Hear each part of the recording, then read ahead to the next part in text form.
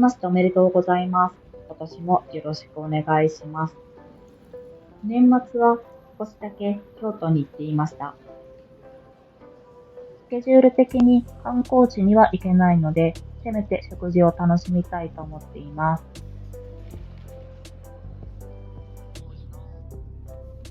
京都でも似たようなものが食べられそうですが、手まり寿司を購入しました。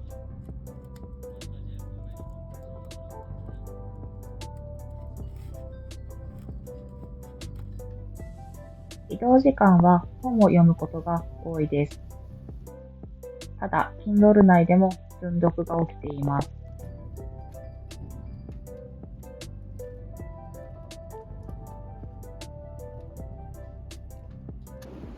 本を読んだり、食事をしたりしているうちに京都駅に到着。こちらの猫のゲーム、京都のゲーム会社のゲームだそうです。そして、本日宿泊するホテルがある五条駅に到着。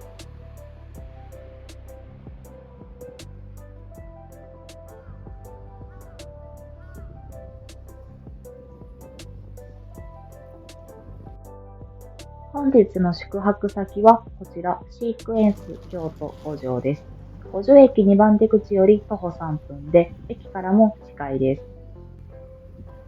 ホテルの1階にはレストランがあります。朝食プランを予約していたら、おそらくここで食事をするのだと思います。今回は素泊まりで予約していました。クリスマスシーズンだったので、ツリーがエントランスに飾ってありました。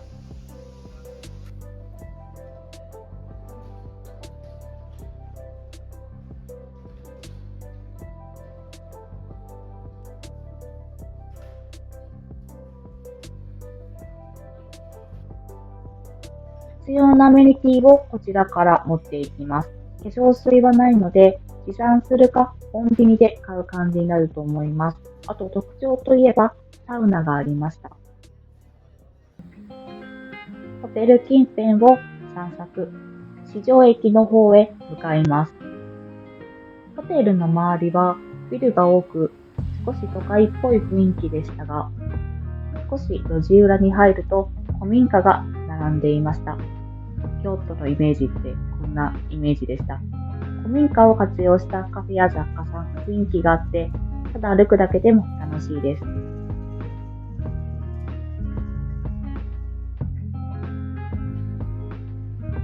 カフェに入ろうと思います。クラスローブというお店です。サステナブル、エシカルをテーマにしたフルーツパフェ屋さんのようです。テーマがわかりやすく反映されたものは、ちょっとパフェに夢中で気づけなかったんですけど、全国の農家さんより取り寄せたこだわりのフルーツパフェ、とても種類が豊富でした。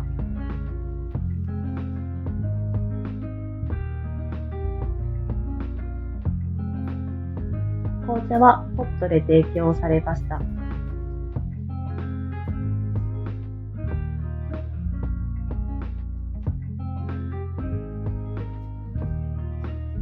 こちらは期間限定のクリスマスパフェです。受け皿には店内で焼き上げたクッキーが添えてありました。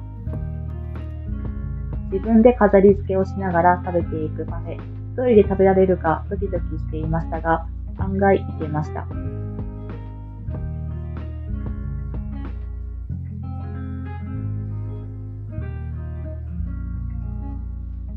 古民家を改装した店内はテーブル席が12席ほど。ちなみに2階はセレクトショップになっているそうです。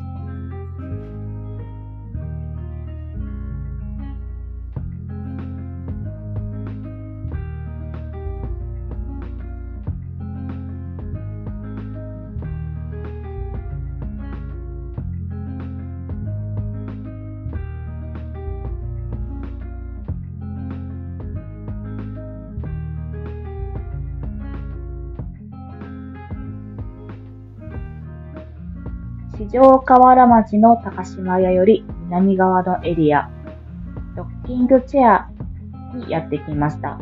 Google の口コミ便でも評価が良かったバーになっています。17時からオープンしているので、早めの時間からお酒をいただけます。店内はカウンターが9席、テーブルが5卓ほど。人気な席はきっと段の近くにあるロッキングチェアの席。海外の方も多く、観光客も入りやすいバーになっています。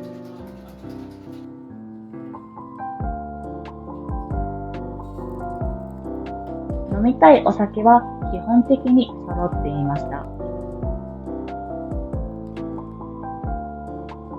食事のメニューも豊富です。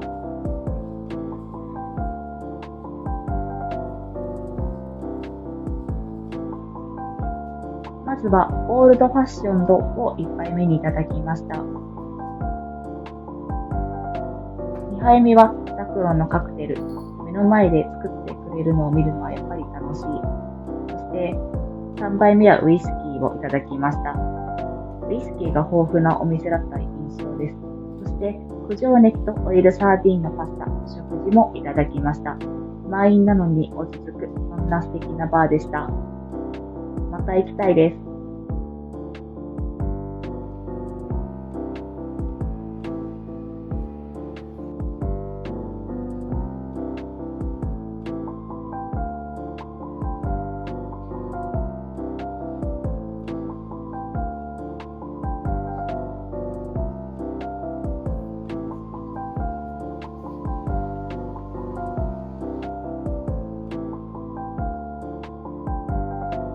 少し歩くと、こんな立派なお寺が突然現れたり、また軟式野球の発祥の地らしい中学校の校舎が現れたり、散歩しているだけでとても面白い。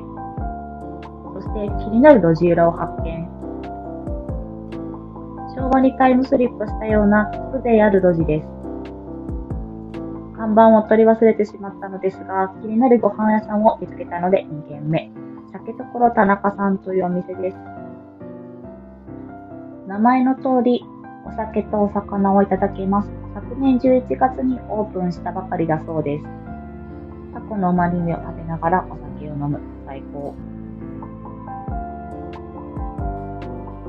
上品なぶり大根もいただきました。カウンター9席ほどの落ち着いた空間になっています。このうなぎがすごく美味しかったので、メニューにあったらぜひ頼んでみてほしいです。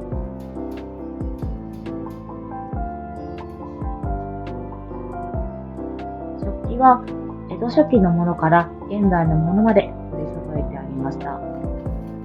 そしてメニューにはなかったこちらクジラのベーコン、炙ってももらいました。美味しかったです。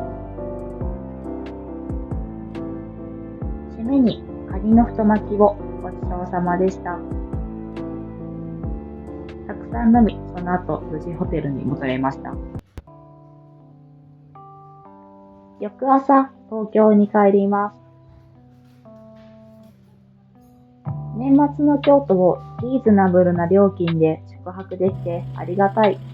京都駅に行くまでに何軒か寄っていきます。こちら、ホテルからも近い場所にある末富です。上品な洋風の和菓子がいただけます。そして2軒目のお店へ朝から並んでいます。こちら気になっていたパン屋さんでした。マルキ製パン所です。もともとは近くにあった女子校に通う学生さんのために考えられたコッペパン。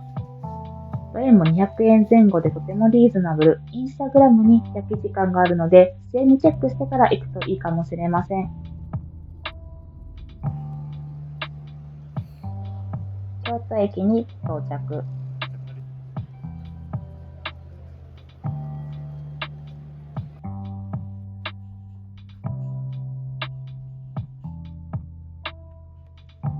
新幹線の時間までまだ余裕があったので、軽く食事をしていきました。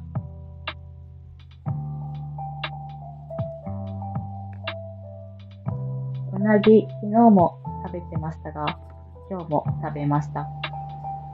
そして、お土産はとりあえず京都の伊勢丹に行けば間違いないと思っています。あじゃり餅はマストですよね。新幹線に乗り込み、さらば京都、今度はまたゆっくり行きたい。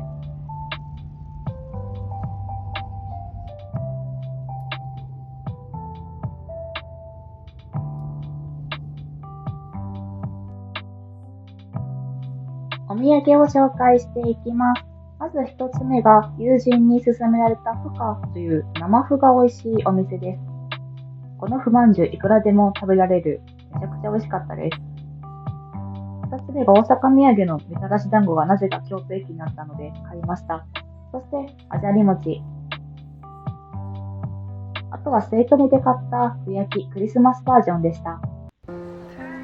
ここまでご視聴いただきありがとうございます。ぜひチャンネル登録をお願いします。